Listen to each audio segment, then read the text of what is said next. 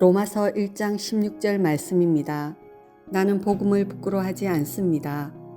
이 복음은 모든 믿는 사람들에게 구원을 주시는 하나님의 능력이기 때문입니다. 먼저는 유대 사람에게요. 다음으로는 그리스 사람에게입니다. 아멘. 신앙생활이란 무엇인가요? 이 땅에 태어난 모든 사람들은 언젠가 죽게 될 것인데 죽음 이후에 지옥이 아닌 천국에 가기 위한 목적으로 교회를 다니는 것이 신앙생활이 아닙니다.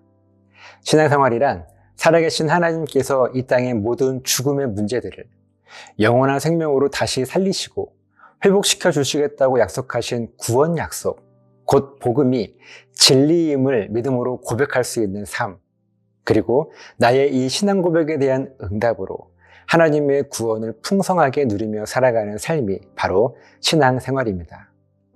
바로 이 신앙생활에 대한 바울의 고백이 오늘 본문의 말씀입니다.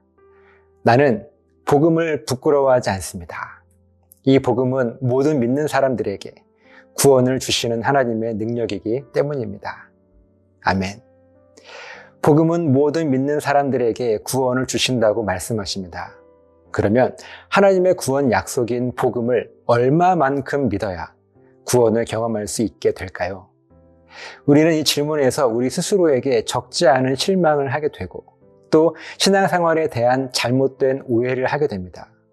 왜냐하면 복음에 대한 나의 믿음이 그리 크지 않아서 불완전하다고 생각하기 때문입니다.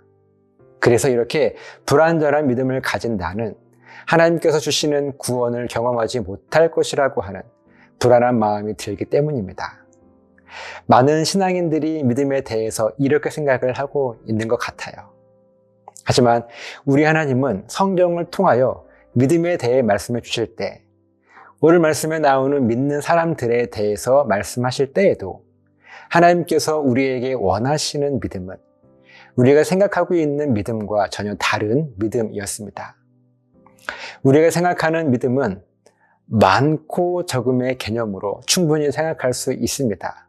그래서 믿음이 큰 사람과 믿음이 작은 사람으로 구분할 수도 있을 거예요. 하지만 하나님께서 성경을 통하여 말씀하시는 믿음은 크고 작음과 많고 적음의 개념이 아닌 있고 없음의 개념으로 말씀하십니다. 하나님께서 말씀하시는 믿음의 핵심은 결단이라고 하는 개념입니다.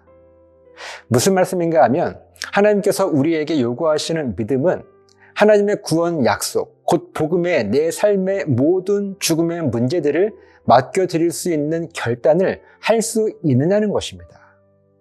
이 결단에 크고 작음과 많고 적음을 이야기할 수 있겠습니까?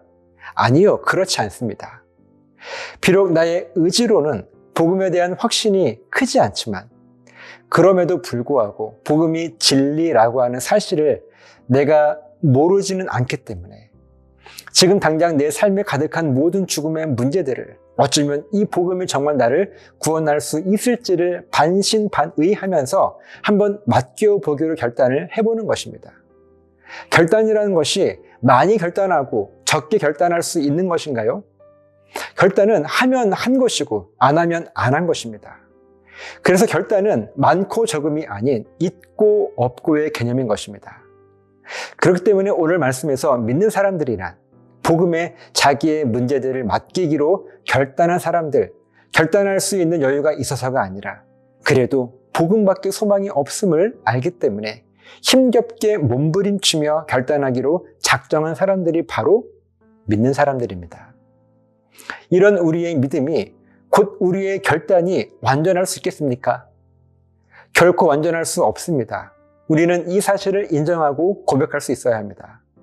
하나님께서 원하시는 고백은 나의 믿음과 결단은 도무지 완전할 수 없습니다. 바로 이 고백이며 이 고백을 결단한 자들이 바로 오늘 말씀에서 믿는 사람들, 곧 복음에 내 삶을 맡기기로 작정하고 결단한 사람들입니다. 그리고 하나님의 능력, 곧 죽음을 생명으로 다시 살리시는 능력의 복음은 믿는 사람들에게 구원을 이루십니다. 하나님의 능력인 복음을 믿어보기로 결단했으니 우리들의 이 신앙 고백에 대한 응답으로 하나님은 우리의 삶에 놀랍고 풍성한 구원을 경험하도록 인도하십니다. 결국 구원의 시작은 어디입니까? 복음이 확실하게 믿어져서가 아닌 믿어보기로 작정한 그 순간부터 구원은 비로소 내 삶에 시작되는 것입니다. 그렇기 때문에 바울은 복음을 부끄러워하지 않는다고 고백하고 있는데, 부끄러워하지 않는다는 이 말씀에 헬라어 원어의 의미를 보면 단순하게 부끄럽다의 의미가 아니라 나를 망신당하게 하지 않는다는 의미입니다. 망신당한다는 것은 말이나 행동을 잘못하여 자기의 지위, 명예, 체면 등이 손상된다는 뜻입니다.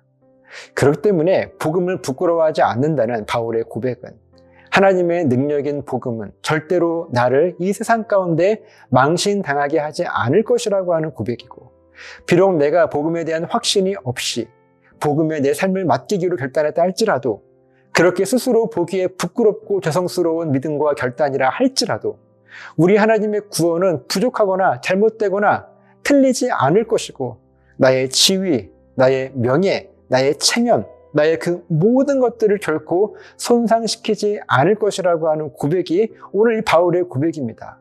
복음을 부끄러워하지 않는다는 고백인 거예요. 하나님께서 우리에게 주신 복음과 구원이 바로 이것입니다. 나의 믿음은 한없이 부족하고 부끄러울지라도 하나님의 구원은 언제나 우리를 부끄럽지 않도록 인도하실 것이고, 우리의 삶의 그 어떤 망신도 당하지 않도록 우리를 인도해 주실 것이라고 하는 진리입니다.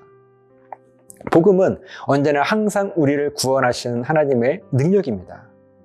저 여러분들의 삶에 이 믿음의 고백이 흔들리지 않게 되시기를 예수님의 이름으로 간절하게 부탁을 드립니다. 기도하시겠습니다.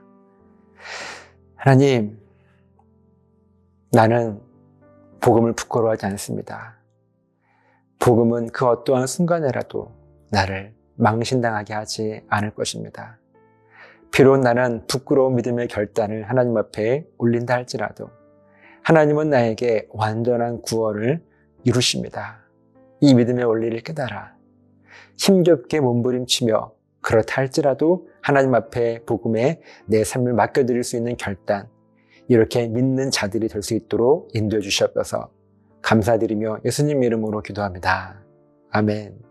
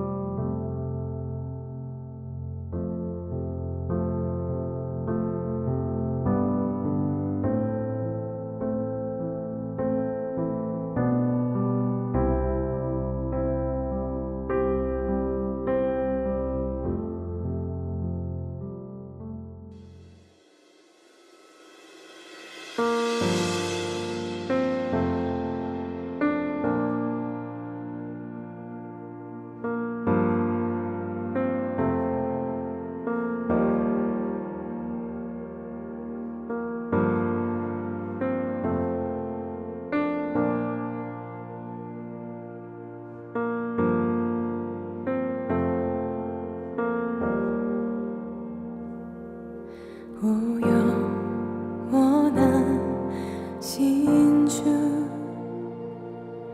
온 세상 주께 속했네.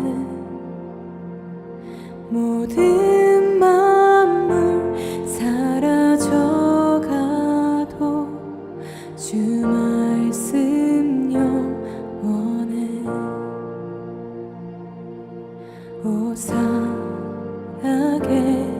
살아계신 주, 지금도 역사하시네. 죄와 슬픔 우릴 덮어도 주 약속 이루시리. 모든 영광 존귀 능력 주 받으소서. 온 백성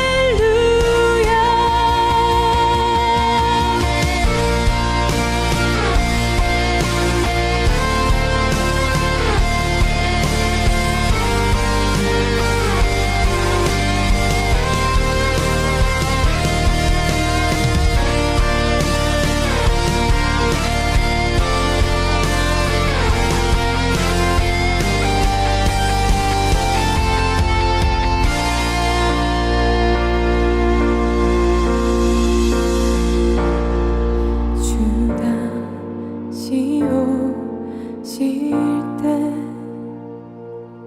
우리 다 주 앞에 나가 받은 면류관 주께 드리리.